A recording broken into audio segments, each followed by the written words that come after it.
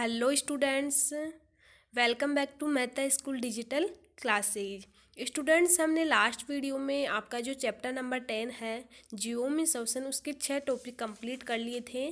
ठीक है, आज हम पढ़ेंगे क्या पादप भी शोषण करते हैं। कि हम जानते हैं कि पादप भी शोषण करते हैं। पादपों में शोषण का क्या प्रोसेस है उसको हम डिटेल से डिस्कस करेंगे। देखो, हम जानते हैं कि जो पादों का प्रत्येक भाग होता है वो क्या करता है, वायु में सवसन रूप से ऑक्सीजन ग्रहण करके क्या छोड़ता है, कार्बन डाइऑक्साइड को निर्मुक्त करता है, CO2 को छोड़ता है। देखो, अन्य जीवों की भांति पादप भी जीवित रहने के लिए क्या करते हैं, श्वसन करते हैं। जैसे हम बात करें एनिमल्स की, एनिमल्स जीवित रहने के लिए श्वसन प्रोसेस करते हैं, O2 को लेते हैं और CO2 को छोड़ते हैं। इसी प्रकार पादप भी जीवित रहने के लिए श्वसन करते हैं। जैसे कि आप कक्षा 6 में पढ़ चुके हैं कि ये वायु से ऑक्सीजन अंदर ले जाते हैं और CO2 को क्या करते हैं, बाहर निर्मुक्त करते हैं। कि हम जानते हैं कि पादप भी क्या करते हैं, ऑक्सीजन को अंदर लेते हैं और CO2 को बाहर छोड़ते हैं।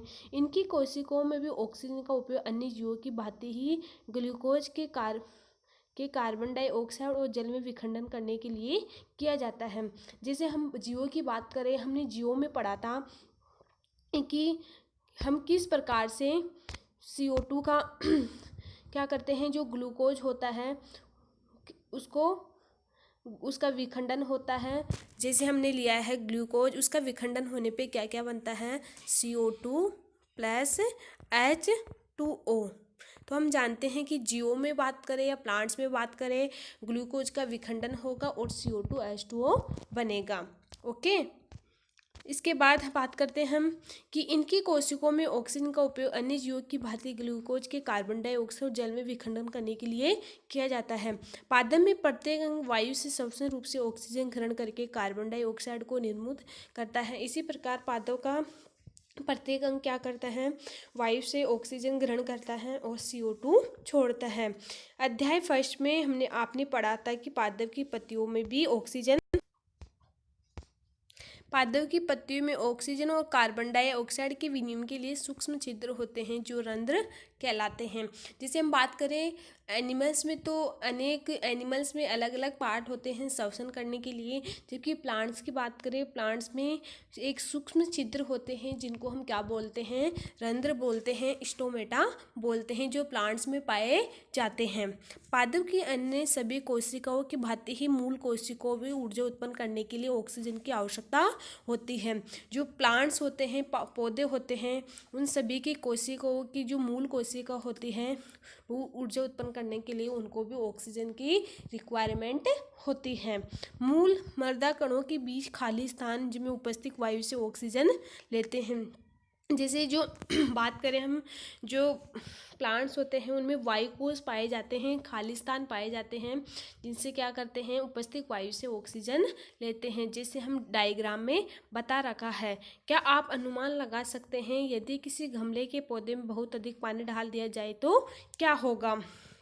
क्या आप अनुमान लगा सकते हैं कि यदि किसी गमले में ज़्यादा पानी हम डाल दें तो उससे क्या होगा? ठीक है, जिसे डायग्राम में दिखा रखा है कि एक मूल मृदा से वायु अवशोषित किस प्रकार करते हैं। ये क्या होते हैं, इसके मूल होते हैं, ये वायु कोश होते हैं, इन्हीं के द्वारा ये ऑक्सीजन को क्या लेते हैं, अंदर लेते हैं। इस अध्याय में आपने पढ़ा था कि श्वसन एक महत्वपूर्ण जैविक प्रक्रम है। आपको पता है कि श्वसन के बिना हम जीवित नहीं रह सकते। श्वसन में क्या होता है, ग्लूकोज का विखंडन होता है, CO2 निर्मित होती है, H2O। ठीक है, ग्लूकोज के विखंडन से सभी जीवों अपने उत्तरदायित्व या जीवित रहने के लिए आवश्यक ऊर्जा को प्राप्त करने के लिए श्वसन करने की आवश्यकता होती है। सभी जीव क्या करते हैं, आवश्यक ऊर्जा को प्राप्त करने के लिए श्वसन करते हैं। ठीक है, उनको श्वसन की रिक्वायरमेंट होती है। ठीक है, हम इस चैप्टर में देखेंगे कि हमने इस चैप्टर में क्या क्या टॉपिक डिस्कस किया है। इस चैप्टर की जो मूल पॉइंट है उनको हम डिस्कस करेंगे। देखो अपना फर्स्ट है, श्वसन सभी जीवों को जीवित रखने के लिए क्या है, अनिवार्य है। स्टूडेंट्स, आप जानते हैं कि प्रत्येक जीव जीवित रहने के लिए श्वसन करता है। श्वसन के दौरान वो क्या करता है, O2 को अंदर लेता है और CO2 को बाहर छोड़ता है। यह जीव द्वारा लिए गए भोजन से ऊर्जा को निर्मित करता है। प्रत्येक जीव क्या करता है, भोजन लेता है और उस भोजन में क्या प्रेजेंट होती है, ऊर्जा प्रेजेंट होती है, और भोजन को लेके ही वो ऊर्जा निर्मित करता है, ऊर्जा उत्पन्न करता है। हम अंत श्वसन द्वारा जो वायु शरीर के अंदर लेते हैं उसमें उपस्थित ऑक्सीजन का उपयोग ग्लूकोज को कार्बन डाइऑक्साइड और जल में विखंडन के लिए किया जाता है। इस प्रक्रिया में ऊर्जा क्या होती है, निर्मित होती है, मुक्त होती है। आप जानते हैं कि अंत श्वसन के दौरान हम क्या करते हैं, वायु को शरीर के अंदर लेते हैं। आप जानते हैं कि श्वसन दो प्रकार का होता है, अंत श्वसन और बाह्य श्वसन। अंत श्वसन के दौरान हम क्या करते थे, वायु के शरीर में अंदर लेते थे और इसमें जो भी उपस्थित ऑक्सीजन का उपयोग हम क्या करते थे, जो ग्लूकोज होता था वो कार्बन डाइऑक्साइड और जल में विखंडित होता था। ग्लूकोज का विखंडन जीव की कोशिकाओं में होता है जिसे हम कोशिकीय श्वसन भी कहते हैं। जो ग्लूकोज होता है उसका विखंडन जीव की प्रत्येक कोशिकाओं में होता है, ठीक है, जिसको हम कोशिकीय श्वसन भी बोलते हैं, ठीक है। इसके बाद हम बात करते हैं, ग्लूकोज का विखंडन जीव में होता है। यदि भोजन या ग्लूकोज ऑक्सीजन के उपयोग द्वारा विखंडित होता है तो वायवीय श्वसन कहलाता है। यदि विखंडन ऑक्सीजन की अनुपस्थिति में होता है तो अवायवीय श्वसन कहलाता है। हमने श्वसन के दो रूप देखे हैं, एक होता है वायवीय श्वसन, एक होता है अवायवीय श्वसन। वायवीय श्वसन का मीन्स होता है अगर ग्लूकोज का विखंडन किसकी प्रेजेंस में हो, O2 की प्रेजेंस में हो। किसकी प्रेजेंस में, O2 की प्रेजेंस में हो तो वो कौन सा होता है, वायवीय श्वसन। वायवीय मतलब ऑक्सीजन की प्रेजेंस में होने वाला श्वसन वायवीय श्वसन, और एक होता है जिसमें ग्लूकोज या भोजन का विखंडन ऑक्सीजन की अनुपस्थिति में हो, क्या होता है, अवायवीय श्वसन। समझ में आ गया कि जो श्वसन होता है वो दो प्रकार से होता है, वायवीय श्वसन, O2 की प्रेजेंस में होने वाला वायवीय श्वसन, और O2 की एब्सेंस में होने वाला अवायवीय श्वसन। अत्यधिक व्यायाम करते समय जब हमारी पेशी कोशिकाओं में ऑक्सीजन की आपूर्ति अपर्याप्त होती है तो भोजन का विखंडन अवायवीय श्वसन द्वारा होता है।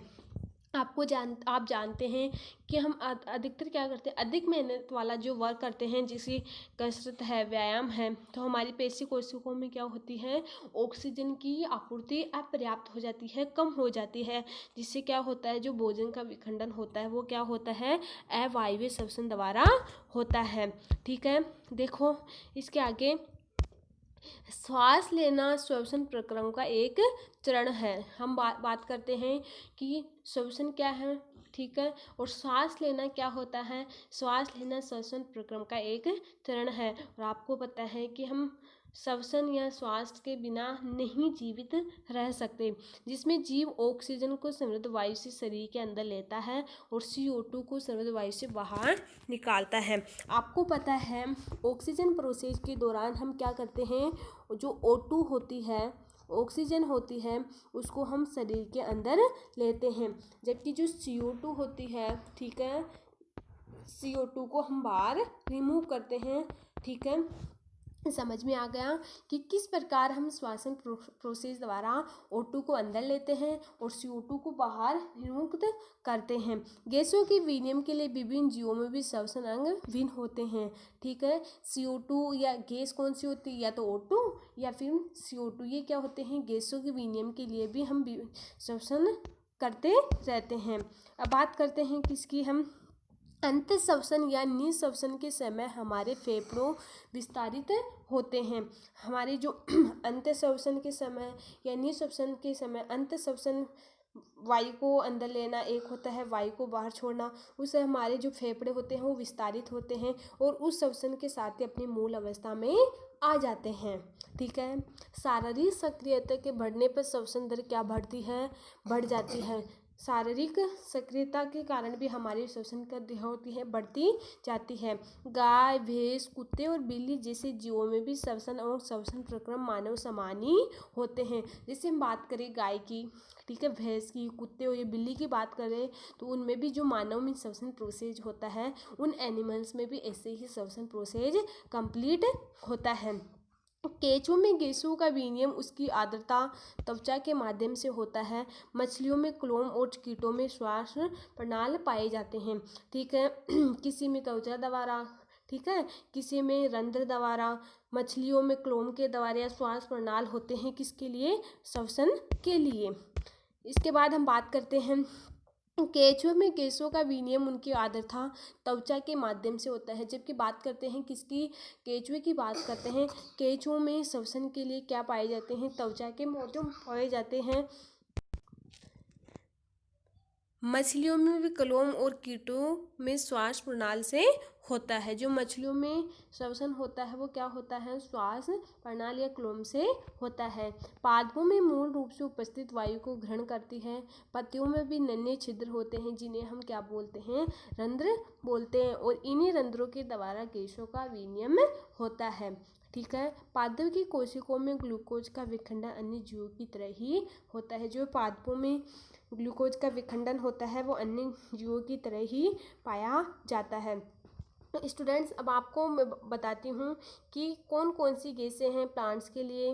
पादपों की तुलना में प्राणियों में श्वसन प्रमुख अंतर क्या क्या है। देखो, हम बात करते हैं किसकी, पादपों की बात करते हैं कि पादपों में सभी भाग क्या करते हैं, श्वसन करते हैं, जड़ भी, तना भी, पत्ती भी, जबकि प्राणियों में ऐसा नहीं होता।